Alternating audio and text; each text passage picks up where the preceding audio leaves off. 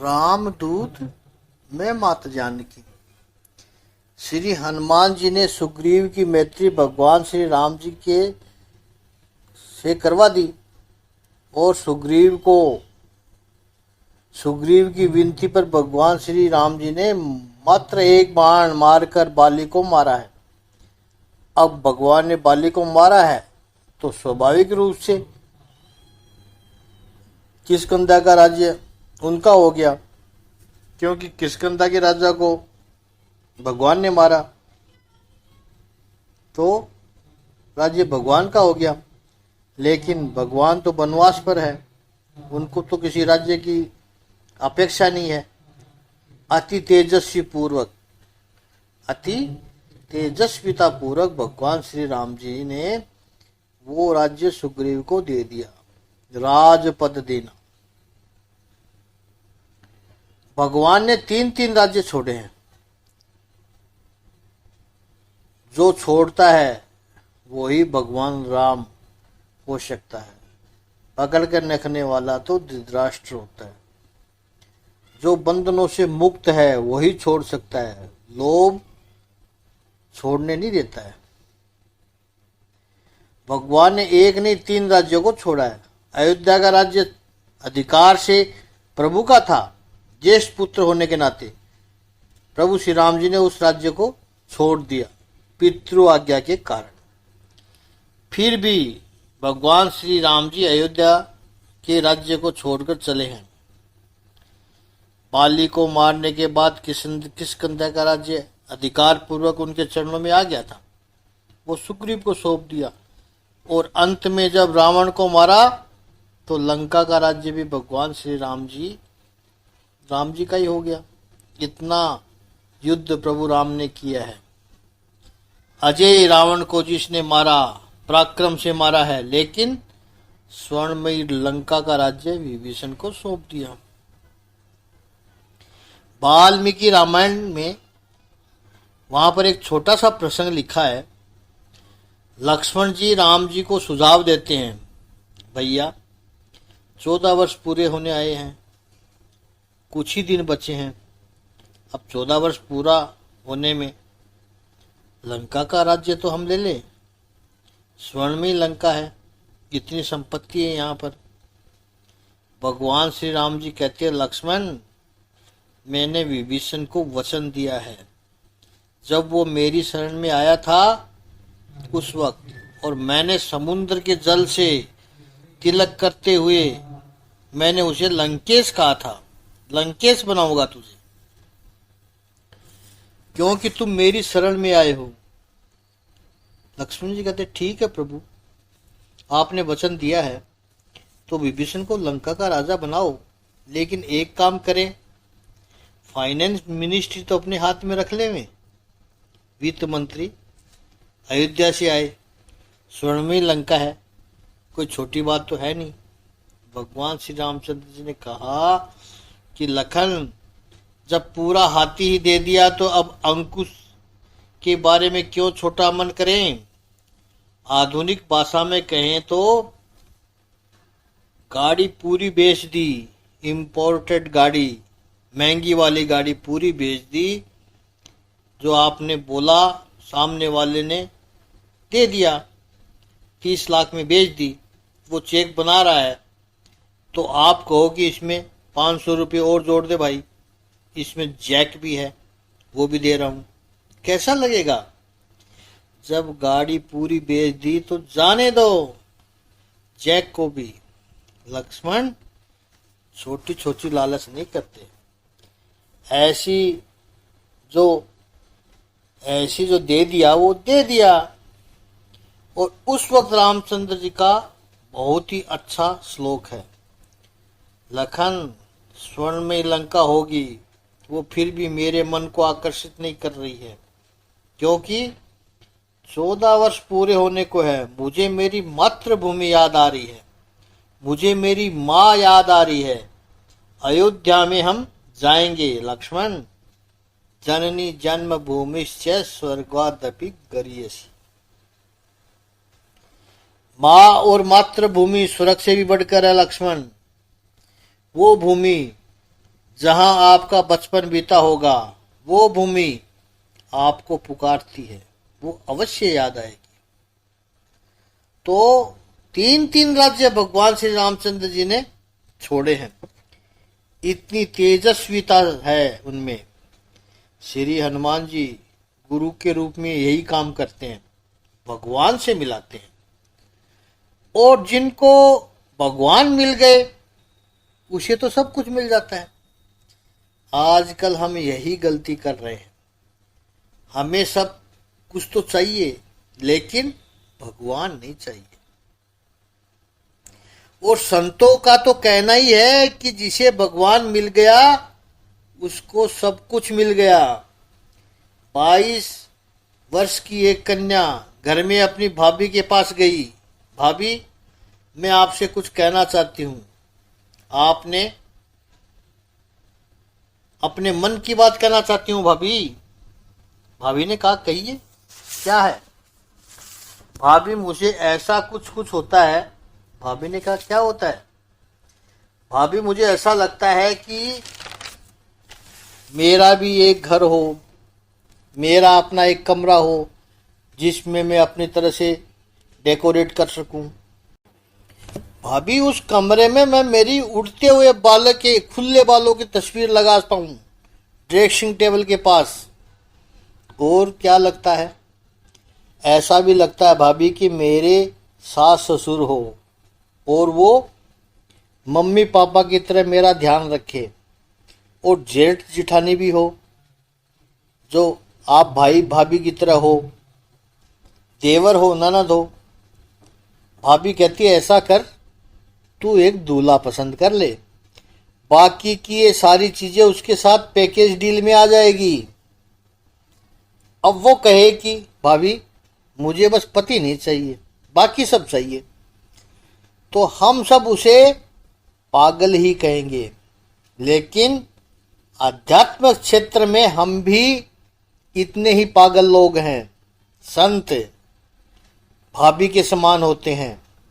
हम महापुरुषों के पास जाते हैं, संतों के पास जाते हैं और कहते हैं गुरुदेव कुछ कृपा कीजिए, संपत्ति मिल जाए, बस साथ में समाज में प्रतिष्ठा भी मिल जाए, मन में बस शांति बनी रहे, आनंद बना रहे, सत्ता की खुशी भी मिल जाए।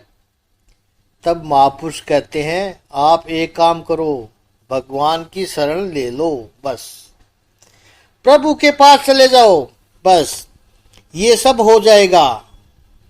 नहीं, भगवान को तो बाद में देखेंगे, 70 साल के बाद, वो अभी नहीं चाहिए। अभी केवल पैसे दो, ये दे दो, वो दे दो।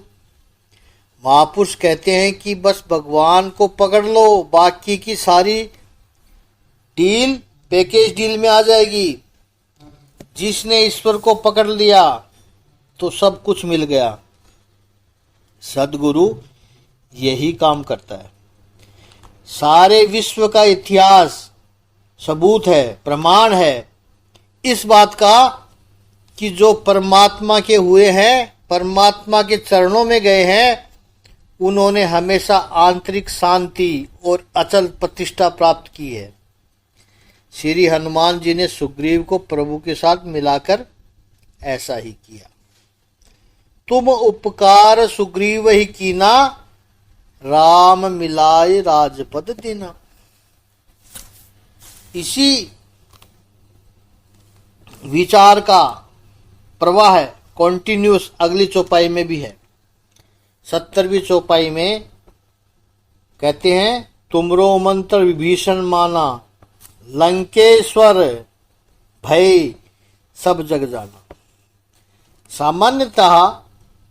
सामान्यतः लोग ऐसा मानते हैं कि भगवान की भक्ति करनी हो, प्रभु के मार्ग पर चलना हो, तो सांसारिक सुखों को छोड़ना पड़ेगा।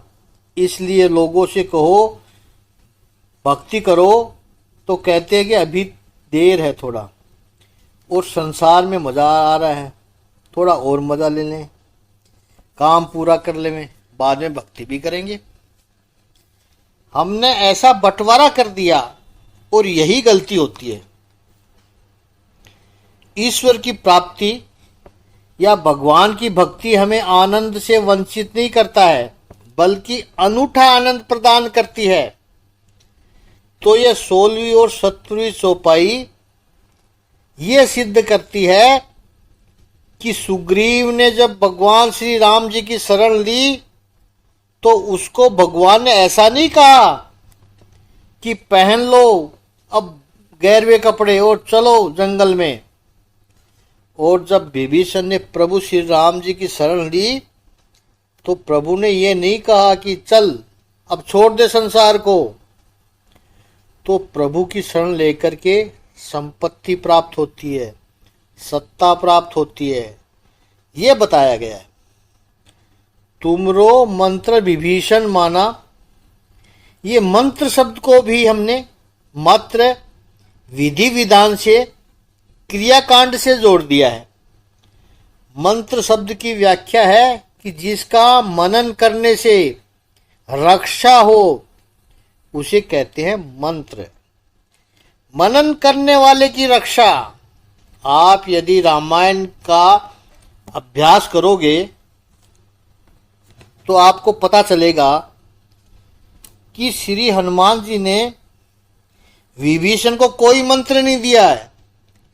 कहीं कोई ऐसी कथा नहीं है, कहीं कोई ऐसी घटना नहीं है कि श्री हनुमान जी ने विभीषण को कोई मंत्र दिया हो। हाँ, हनुमान जी के सानिध्य से, हनुमान जी के संपर्क में जब विभीषण का हुआ तब उनके जीवन में बहुत फर्क पड़ गया। वास्तविकता तो यह है कि हनुमान जी विभीषण का भक्ति के मार्ग में नहीं लेकर आए हैं, क्योंकि विभीषण तो पहले से ही भगवान के भक्त थे। सुंदरकांड में आप देखिए, जब हनुमान जी लंका में पहुंचे हैं, बाकी सब राक्षसों के घर हैं, लेकिन विभीषण का घर अलग से है। हरि मंदिर तहां भिन्न बनावा। लक्षण देखे हैं श्री हनुमान जी ने, भगवान का मंदिर बना हुआ था, आंगन में तुलसी का पौधा था, घर की दीवारों पर भगवान के शुभ चिन्ह लगे हुए थे। इसका अर्थ क्या हुआ? यही हुआ कि विभीषण भक्त तो था ही। तो हनुमान जी ने क्या किया? लंका के राक्षसों के बीच में प्रतिकोण संजोग में रहकर विभीषण भक्ति करता था, और ये सब प्रतीक देखे हैं, तभी तो हनुमान जी वहां गए हैं कि यह कोई सज्जन का घर लगता है। बाकी लंका में श्री हनुमान जी किसी के घर नहीं गए हैं, मात्र विभीषण के घर गए हैं। और जब श्री विभीषण उठे हैं तब भी उन्होंने उच्चारण क्या किया? राम राम। तब श्री हनुमान जी को पक्का भरोसा हो गया कि ये भगवान श्री राम जी का भक्त है। और फिर जो संवाद हुआ है, उस संवाद में विभीषण ने अपनी वेदना व्यक्त की है कि दांतों के बीच में जैसे जीभ रहती है, ऐसे ही यहां मैं लंका में राक्षसों के बीच में रह रहा हूं। बड़ा कठिन है यहां रहना, राक्षस कुल में मेरा जन्म है, न जाने कब प्रभु मुझ पर कृपा करेंगे। श्री हनुमान जी ने कहा कि चिंता मत करो, प्रभु अवश्य कृपा करेंगे। विभीषण कहते, वो तो अब मुझे भी भरोसा हो गया है हनुमान जी, क्योंकि आपके दर्शन हुए हैं। तो मुझे लगता है कि अब जल्दी ही मुझ पर भी प्रभु की कृपा होगी, क्योंकि जब तक प्रभु की कृपा नहीं होती तब तक जीवन में किसी संत का आगमन नहीं होता है। श्री हनुमान जी, आप मिले हो मुझे तो श्रद्धा है कि अब प्रभु मिलेंगे। जीवन में जब संत का प्रवेश होता है तब जीवन में बसंत की शुरुआत होती है। अब हनुमान जी ने क्या किया? देखिए, विभीषण भक्त तो था, लेकिन मायूस भक्त था, डरा हुआ भक्त था। एक ही बात से यह सब सिद्ध हो जाता है कि जब हनुमान जी ने विभीषण को कहा कि सीता मैया कहाँ है, मैं उन्हें ढूंढने आया हूं, तो रावण ने विभीषण ने तुरंत बताया कि रावण ने अशोक वाटिका में सीता को रखा है। हनुमान जी वहां गए। विभीषण राम का भक्त है, पता है उसे कि मेरे इष्ट देव भगवान श्री रामचंद्र जी की पत्नी को उठाकर मेरा भाई रावण ले आया, अशोक वाटिका में रखा है। लेकिन विभीषण ने कभी भी अशोक वाटिका में सीता मैया से के दर्शन करने के लिए नहीं गया, न उसने कभी रावण से कोई आग्रह किया कि तुम सीता को छोड़ो। तो वो मंत्र कौन सा है जिसको मानकर विभीषण का उद्धार हुआ है, उस पर हम कल चिंतन करेंगे। ओम श्री समाधि मग्न महापुरुष देवाय नमः। ओम श्री आनंद कंद भगवान की जय।